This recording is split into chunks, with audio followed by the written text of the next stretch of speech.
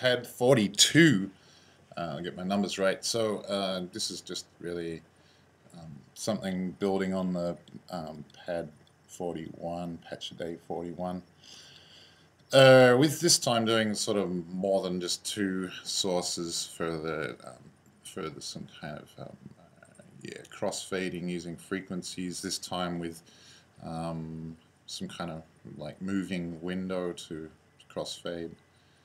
First thing I'm going to do is build my PFFT thing again. So I'm going to have three inputs this time, and you can have as many as you like, believe it or not. So I'm going to go FFT1 in 1, FFT in 2, FFT in 3. And each one of these FFT things is going to read using an index tilde, a buffer, walking, I'll call it walking 1 for the first buffer, and I guess we could call it moving or something else. So again, we're going to get the sample index from that buffer, which we haven't created yet. We're going to have another one, so we'll have the second buffer that's being looked at by the FFT in 2, and a third one looking at from the FFT in 3.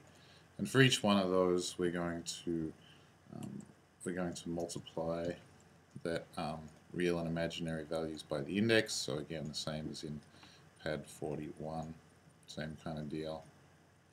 Duplicate that. Yes. So we're going to multiply real and imaginary. We're going to do this for all of these inputs. So actually, before I keep no, that's alright, we'll just duplicate those again. So real and imaginary from the FFT in 2 gets multiplied by the index walking 2, and then the last of all, the FFT in 3 real and imaginary multiplied by the index of walking 3. Okay, I could have, I mean, if you wanted to have this go out separate outputs, FFT, how did I spell that wrong? FFT out, FFT out, oh yeah, tilde, yeah, good. What's it saying? FFT out, oh, man. Alright, awesome. We can just have it going out here. We could have these all coming out separate outlets, which might actually make sense if you wanted to sort of use the tracks individually in a sequencer or some other software, or do something else to them after you've done this crossfading. But anyway, for the moment I'm just going to do it like that. And I'm going to save that as, I'll call it xfade 3. So make a new patcher now. That's our, we're going to load that into our PFFT. Of course, the first thing, since we have them in our PFFT, we might as well create those buffers. Walking 1, I don't know, 100 milliseconds is more than enough. Walking 2, depending on our FFT size, that is. Walking 2, walking 3. And I'm going to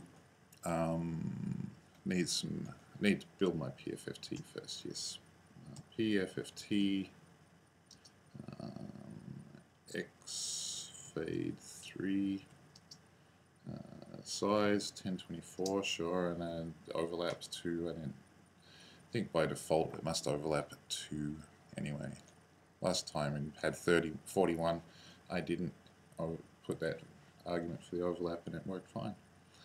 So let's save this as pad 41. I think I might have saved something as pad 41 already. Yes, I did. So pad 42, man. Okay, so pad 42, yes, because I've already got something called pad 42, and I guess I'll, oh no, I don't have pad, anyway.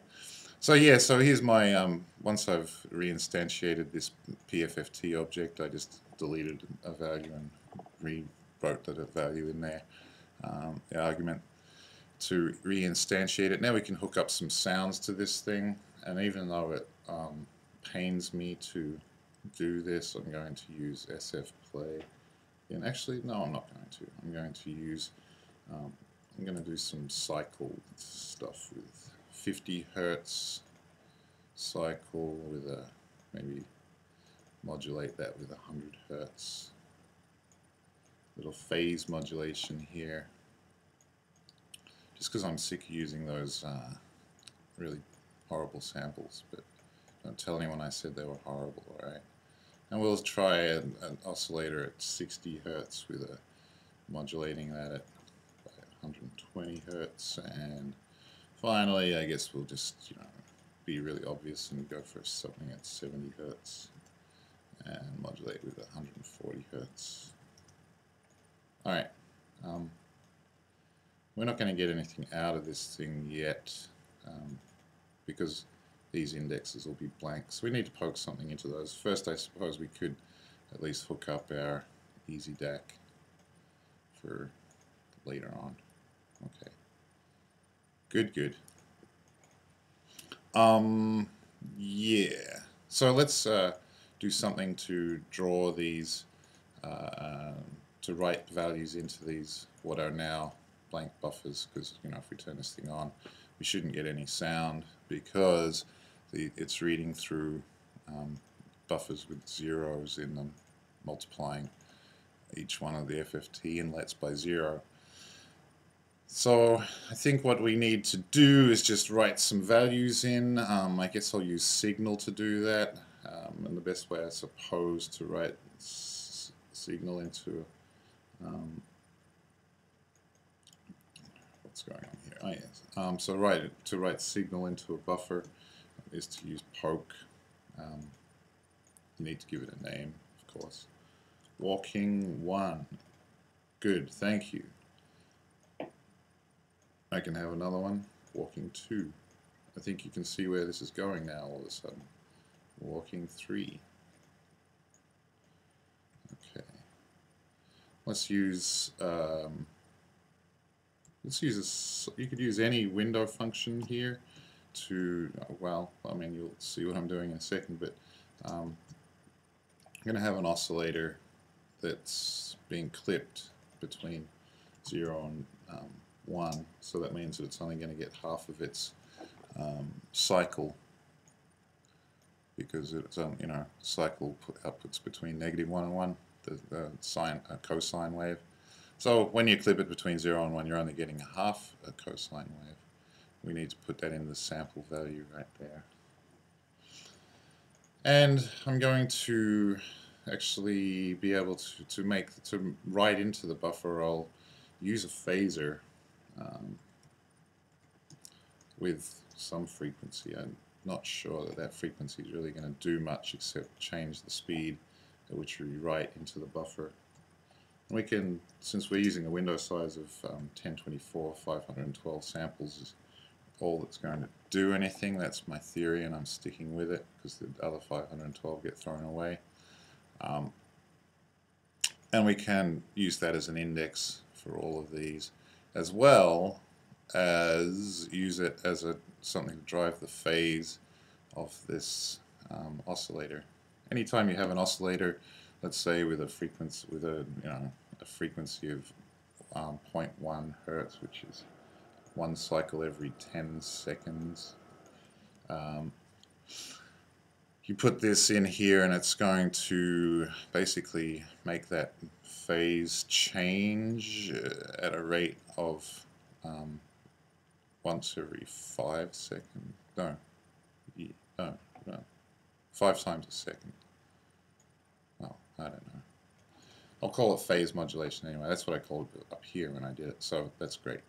And I'm going to put 3 of these guys out of phase. So I'll do this one with plus 0.333.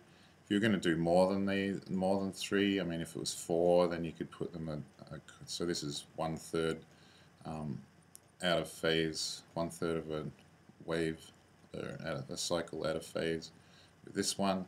And this last one would be another 1/3 out of phase, so that's 0.666. Put an extra 6 there to make sure we're not tempting the devil. Yeah, so if you wanted more, you could do like 0.25, 0.5, and 0.75, you know, depending on how many you had going here. And we'll just turn this thing on and see how it sounds. Hello? Oh, I'll turn this on.